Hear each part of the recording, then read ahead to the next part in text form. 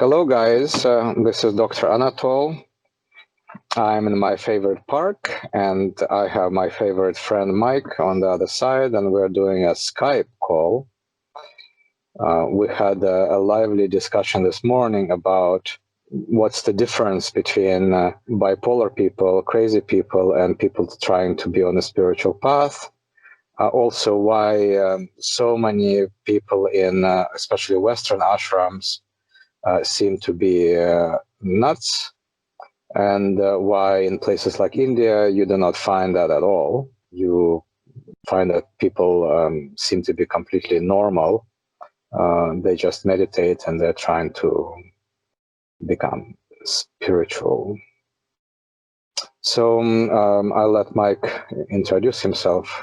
This was all at least partially prompted. We've been talking around this issue anyway, in terms of when you try to go outside the system, you look crazy one way or the other, because normal is the system and whatever. But this was more prompted this morning by a acquaintance from high school going through what appears to be a manic episode that he's oversharing on the internet.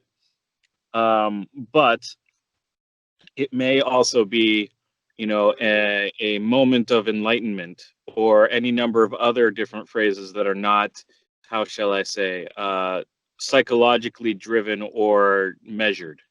So that's what really this conversation is driven by. Well, that's great. You're correcting or focusing me better. Here's just a few thoughts. What I've seen is that if you look at different societies I've visited, I found that certain countries are a lot crazier than other countries. So, for example, I found that in India, whether they are covering it up very well or they're just healthier emotionally, they seem to be healthy emotionally.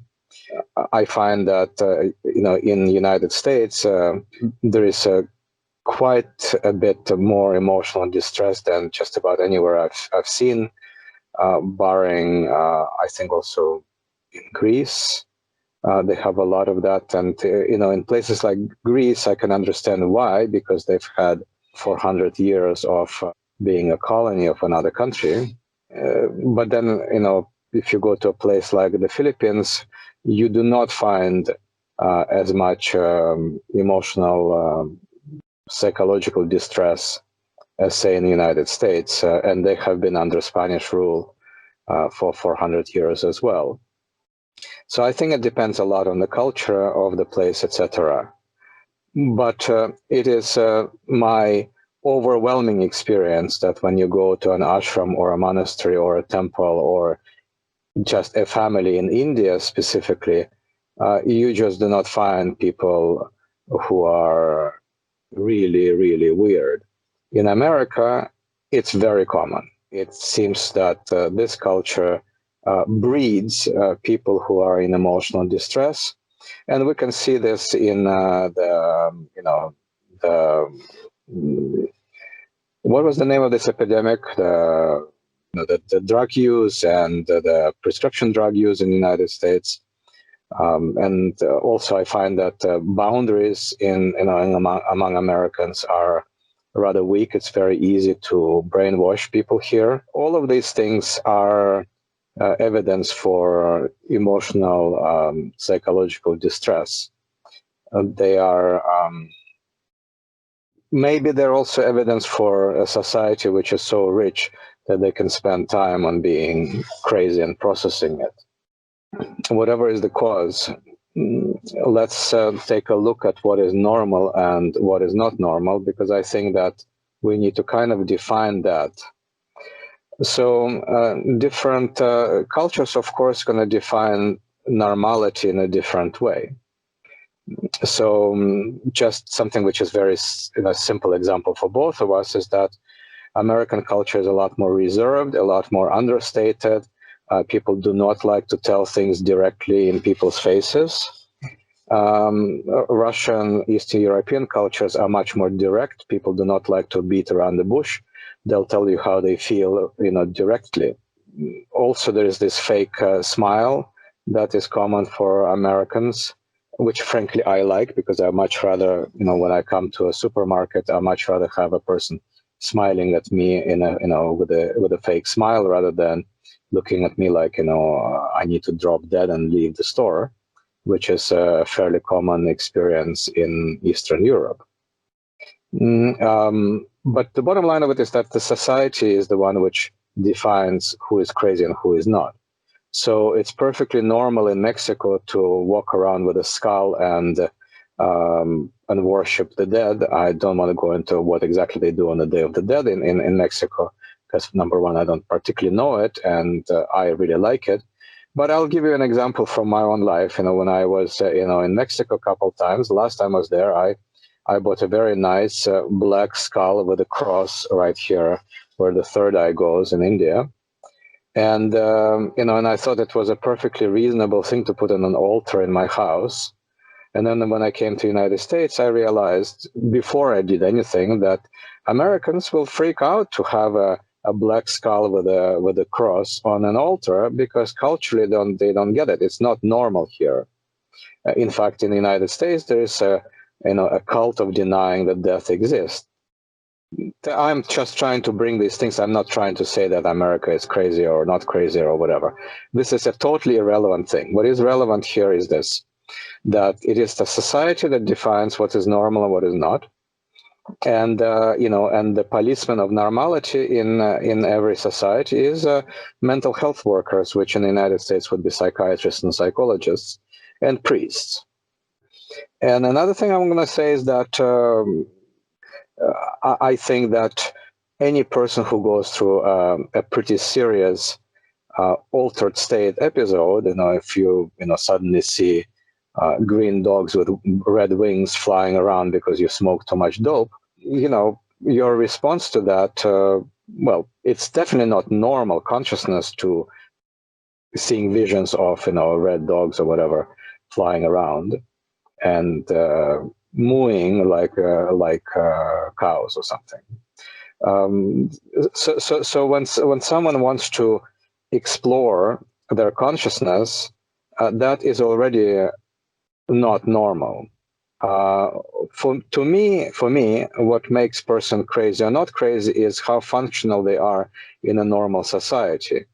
I don't see anything abnormal about a person going to, I don't know, to some South American country and experimenting with altered states of consciousness, provided when they come back to the United States, while processing that, they also have a job, they also have bank accounts, they also drive their car, they don't neglect their children, etc. I mean, they behave in a normal, responsible way. And by the way, any society that thinks that being irresponsible towards children or towards your family is normal is not a normal society. So I think it's normal to behave in a normal way. But when we talk about spiritual things, it's all about becoming an extraordinarily perceptive person, extraordinarily healed person, extraordinarily functional person, someone who is functioning at a higher level, to use life coaching term. And that is not normal. And when you're trying to aspire to that kind of heights, if you want to call them heights, necessarily there will be some adjustment in that, and necessarily will be some backlash from normal society. So like, if you decide to sit in meditation for 4 or 5 hours a day, it would be amazing if your normal parents would think that you're normal, because it's not normal to sit in meditation for many hours. And that's probably one of the reasons why, in places like Japan and India and China, they would have, monasteries where you would go to experience things like that. And frankly, in the West, we also had monasteries where people would pray a lot, hours and hours on end. And this was probably a spiritual activity, in spite of that in the Middle Ages, most monasteries, they evolved because the rich people didn't have time, because they were fighting, they didn't have time praying for their lost, fallen souls, and they were very worried that they're going to go to hell because of how much they were exploiting other people and how much they were fighting among themselves. So they basically offloaded their prayer life to the monasteries, and that's how they became really, really obnoxiously rich.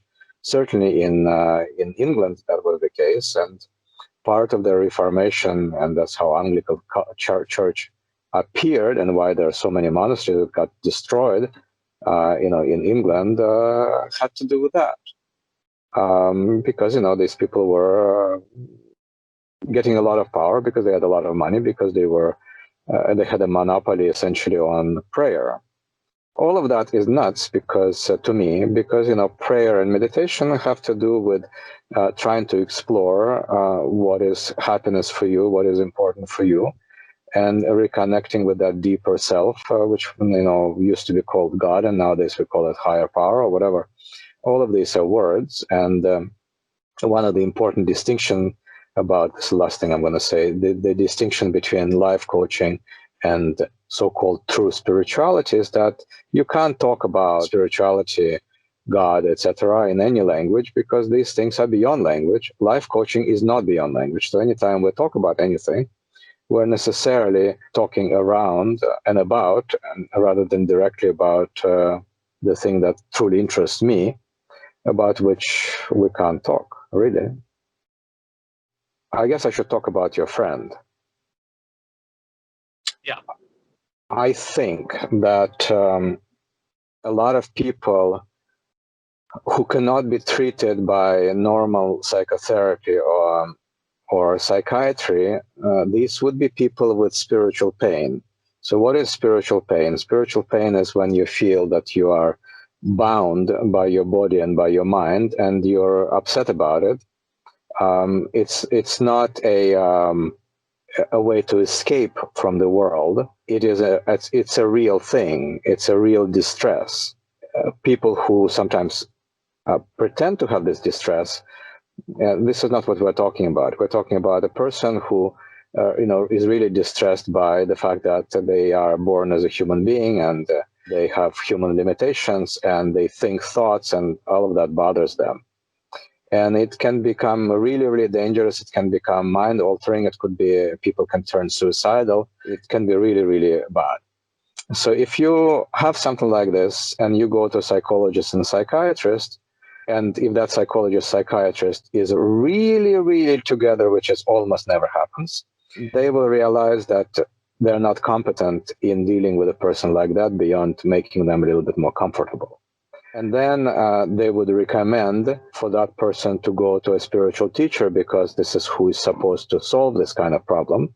Majority of psychologists, psychiatrists will not recognize that, and they'll try to treat that because they can't imagine in their eternal wisdom that there are knowledges, there are knowings that are beyond their intellectual understanding.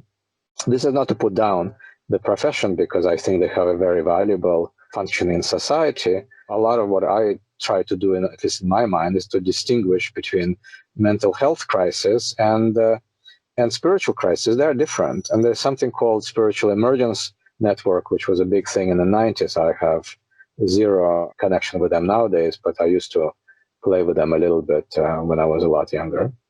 And this is to recognize that for many Westerners, spiritual exploration coincide or comes along because they have emotional distress that cannot be psychiatric distress, psychological distress that cannot be cured by psychologists, psychiatrists.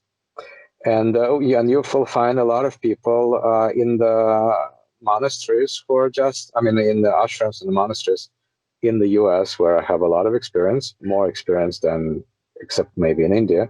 You'll find a lot of people there, and they don't usually get recommendation from a psychologist or psychiatrist to go to an ashram.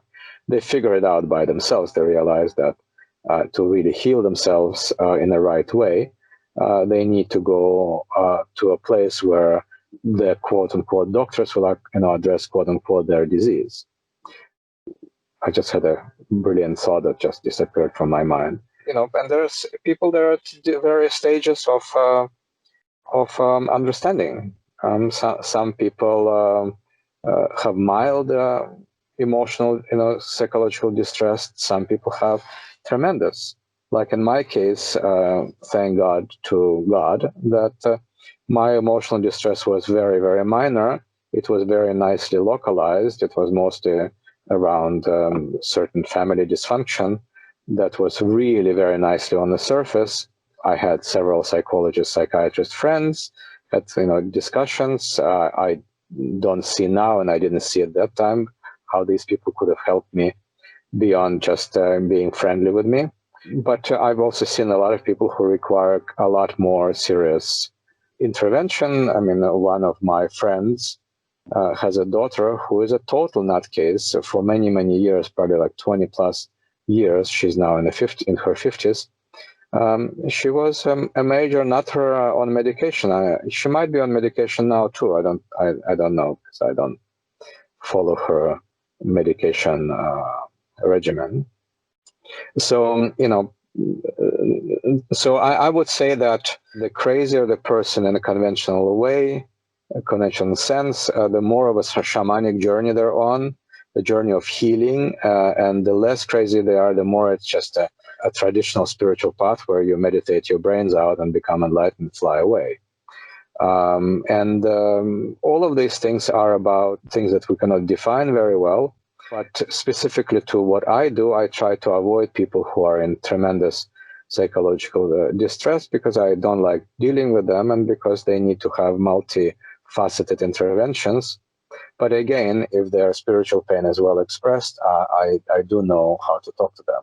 And to brag, I know a lot of psychotherapists and psychiatrists, and in general, I am much better at counseling than they are, unless I have to deal with something I'm not trained in specifically, which is like particularly, domestic violence issues and some pretty serious psychiatric disorders where, obviously a person requires interventions, particularly medication. This is totally outside of my interest or expertise, and I don't go there. So if a person comes to me and they're,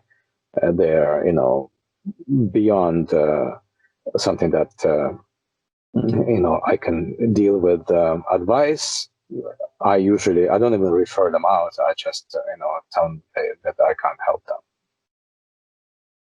All of that made sense. I think that we might have lost the thread a little bit in terms of normal and not normal. Here's my response to that, is that I think that a normal person knows what normal and what's normally and what not normal is. Okay, I mean, you and me are pretty normal, even though we do have a complicated psychological background. We come from dysfunctional families on a certain spectrum. I don't think that we are coming from a really insane families. But I think that, when you walk into a room, you can see, or when you talk to a person, you can tell, whether that person has psychological issues or not.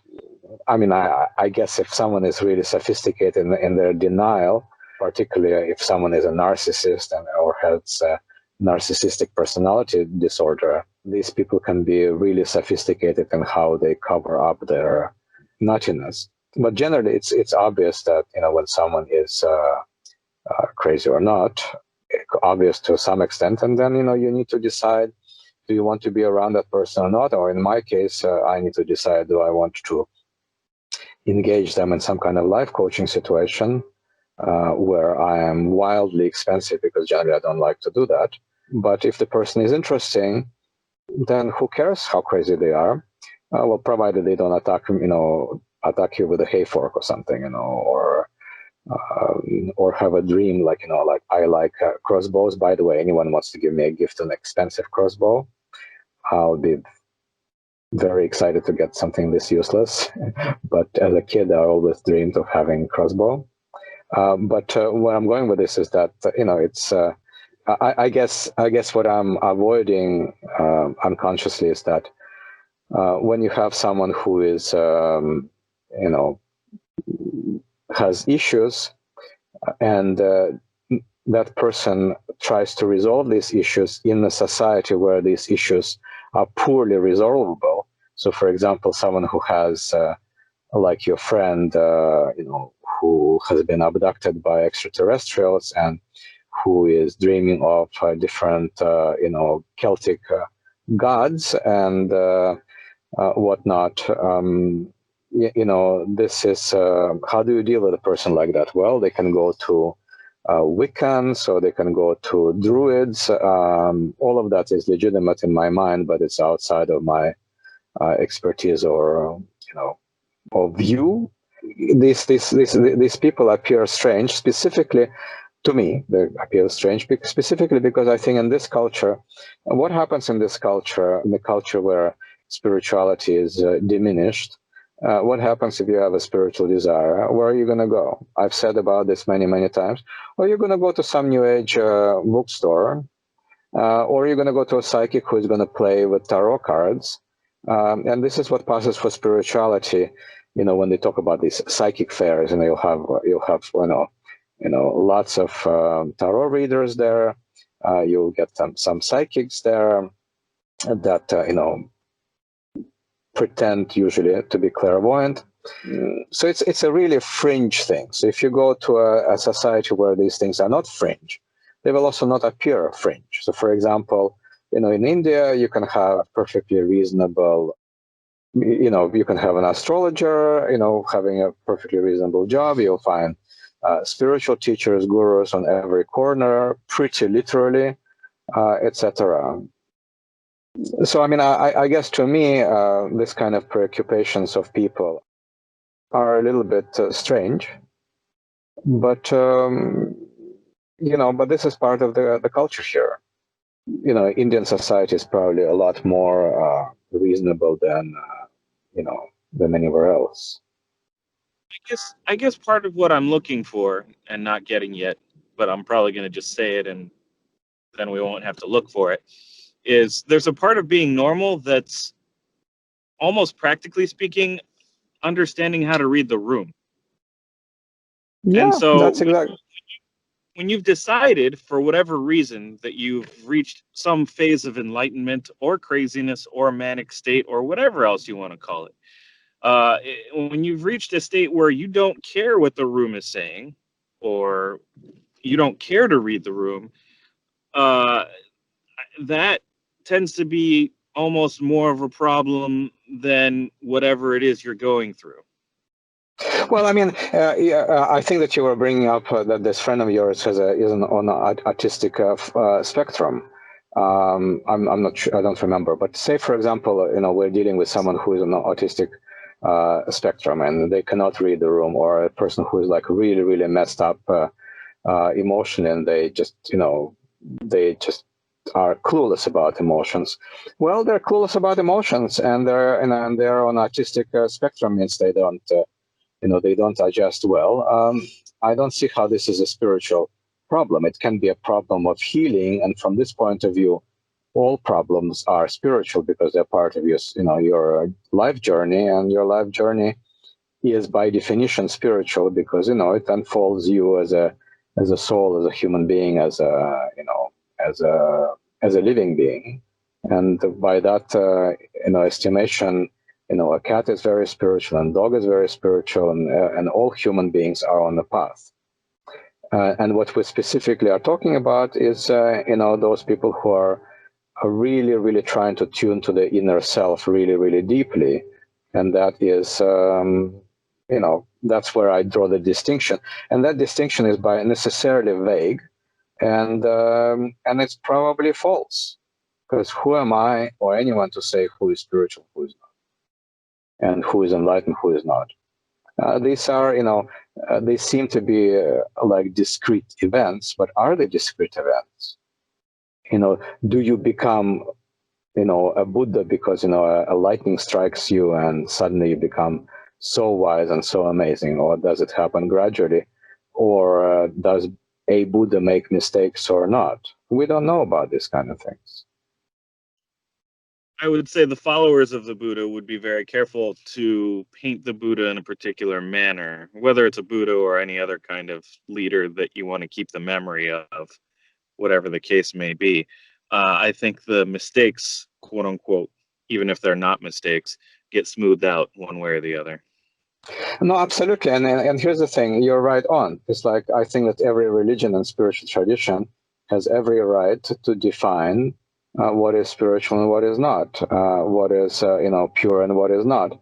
I have certain views about it. I think that the moment you start defining what is pure and what is not, you immediately imply that God is not omnipresent, because God cannot be only in pure things and not in impure things. And regarding, specifically Buddhism, of which I know some but not a lot, of course they have to define different grades of Buddhahood, and some Buddhists are more Buddhists than other Buddhists, and I think that they have every right to define them that way.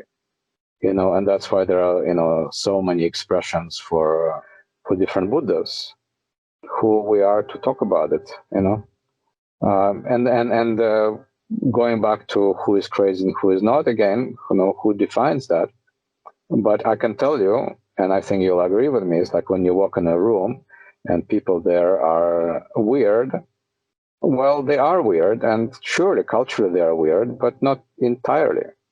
There's certain human what is it standard about who is and who isn't weird or crazy. All right, cool.